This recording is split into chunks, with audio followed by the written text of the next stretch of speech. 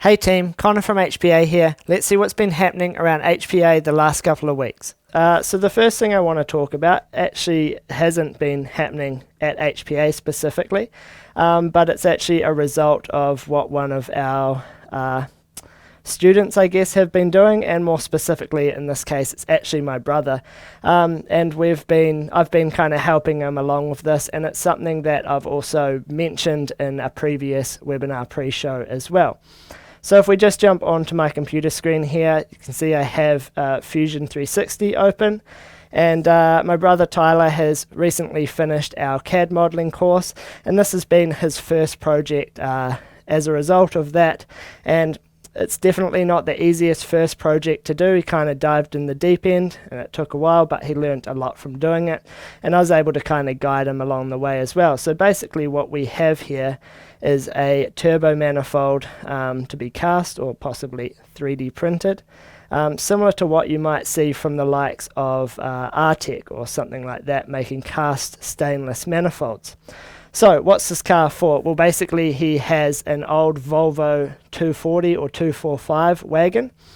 Not exactly a performance car in factory form, but he is building up a turbo motor for it at the moment. So basically these came factory with 8-valve single cam 4-cylinder 2.3 or 2.4 litre engine called the Redblock B230 Volvo engine. Really strong engine, super reliable, but not the most efficient at making power.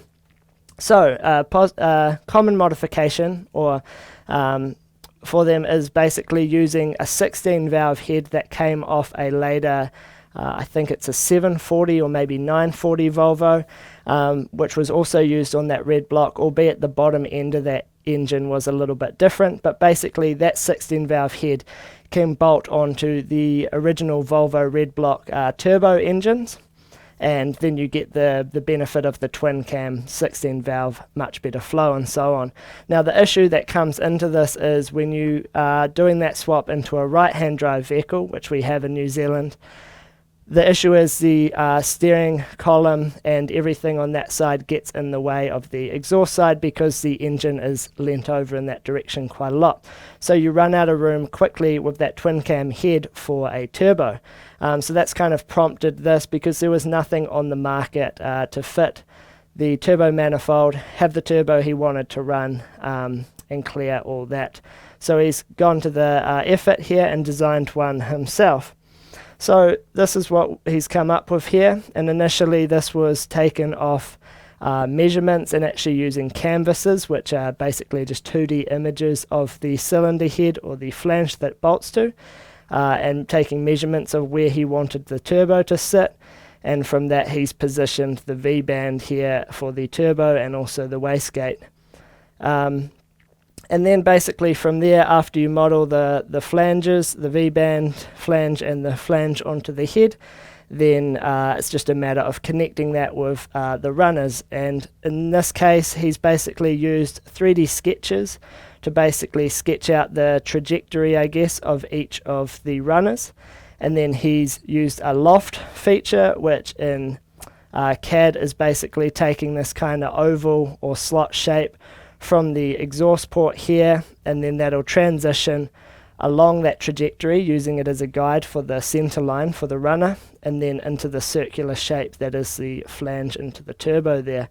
And he's done that for each one and then thickened it up a bit and basically joined them all together and then rounded all the corners to get rid of stress concentrations and keep the flow all nice there, and kind of designed that with a bit of wastegate priority going on there as well, so don't have any issues with boost creep or anything like that.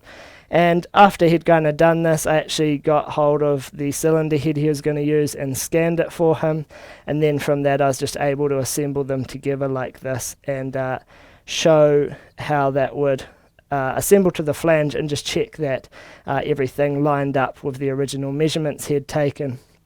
So what I wanted to show, where are we here?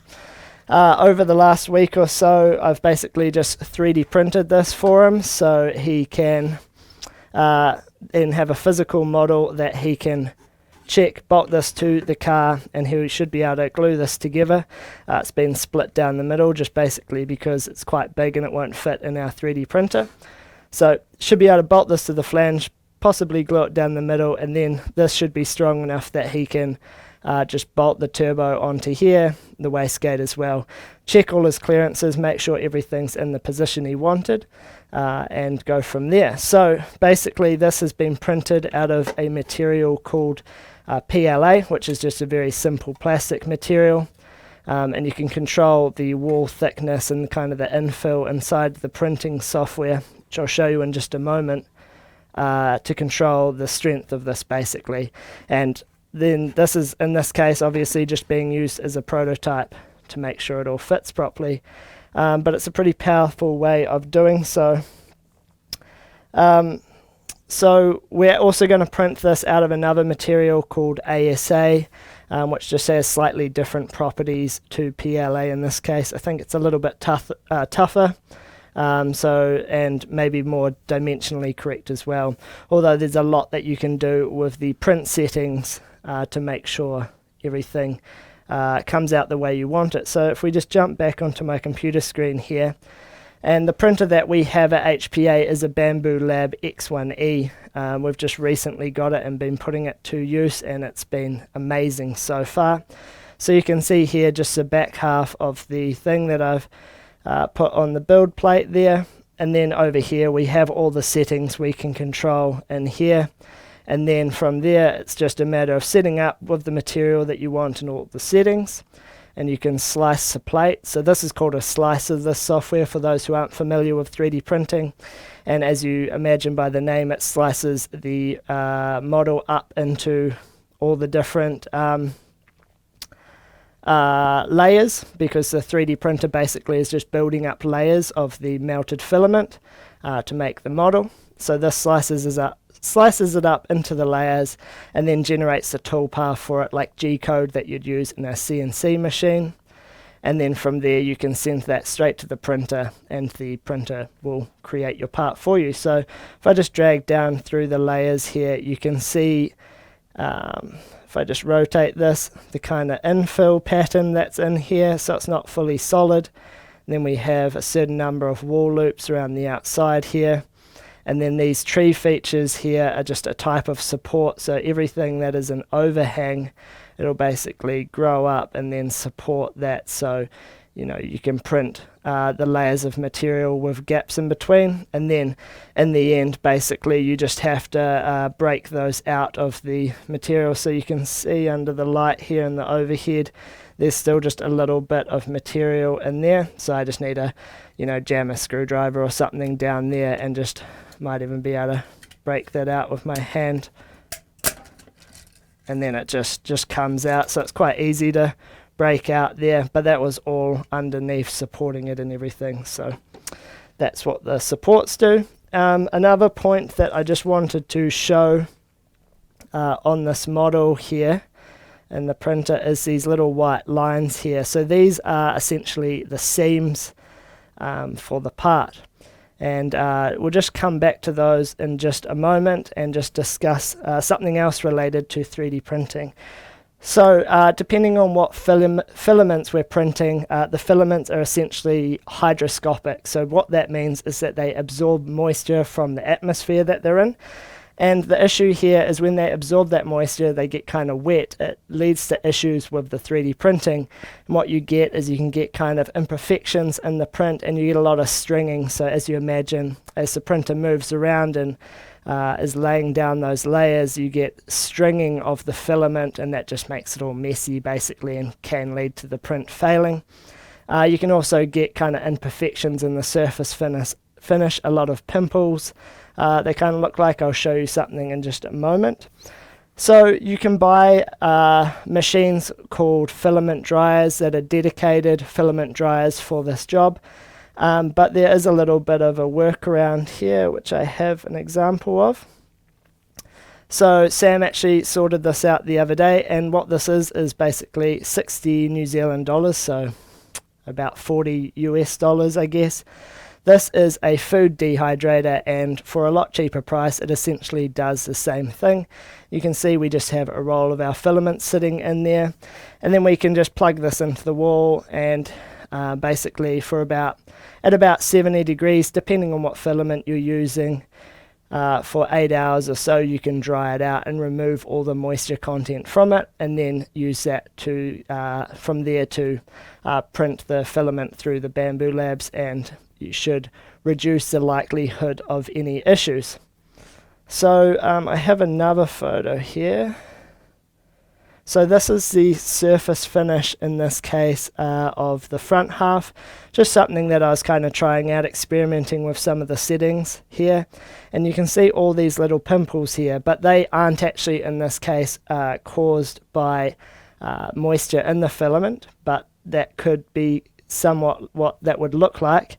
In this case, this is actually the seams, and it's been all broken up into a kind of random orientation just based on the settings that I had selected there. So in some cases that might work great. In this example, it obviously doesn't look very good.